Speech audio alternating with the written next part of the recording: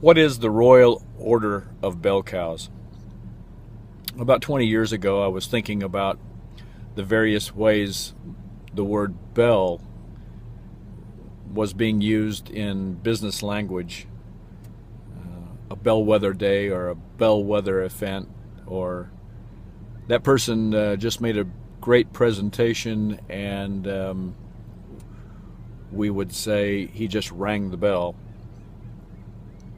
Or if a person in the room or in the organization really did exercise some particular quality that allowed people to easily follow, we would call that person a bell cow. It doesn't seem to be particularly complimentary. So I was getting ready to make a talk for some group or another, so I went to the dictionary and went to the internet to try to find out a little more depth of understanding about the bell cow. Many references, of course, but I was struck by what is thought to be maybe the original use of the bell for a cow, or for that matter, a sheep. And it was in Scotland, foggy, cold weather, unfenced territory, and so the caretakers and the owners of those animals, to devise a way to identify the herd where they were, put these obnoxious sounding bells that really do have a loud, piercing clang onto one of the animals. The important thing about this, though, was that it wasn't the caretaker or the shepherd or the herder that chose the cow. It was the cow herself, because it was only an observation of the cow who actually led, the one who always was in the lead of going to one pasture or another or back to the place of feeding.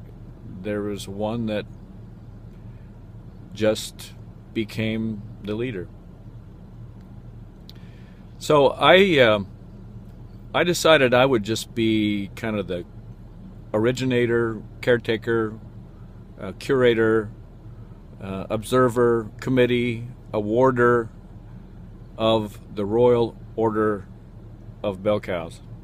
So about 20 years ago, I ordered a bunch of bells and had a bunch of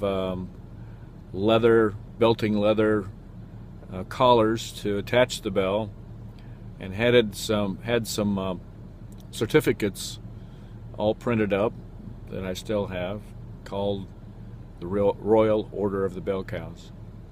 So there's no committee and there's no formal process. It's just that when I happen to be thinking about it, mostly when I observe or am around someone who takes on the characteristics of someone who, without being appointed or chosen or elected or any other way, it's the person in the room when there is something to be done and the heads just kind of look to that person to take the lead, or even without that, the person just easily leads the others to a place that they need to go. So don't be offended if you're not part of the Royal Order of Bell Cows, because there are millions of people who have these characteristics, but I've not observed them or haven't thought about it at the time, so didn't induct them into the Royal Order. But you know who you are.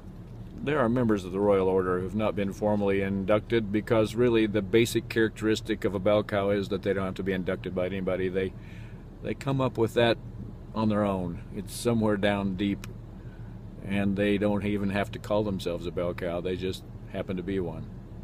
Thought you'd like to know that definition of the Royal Order.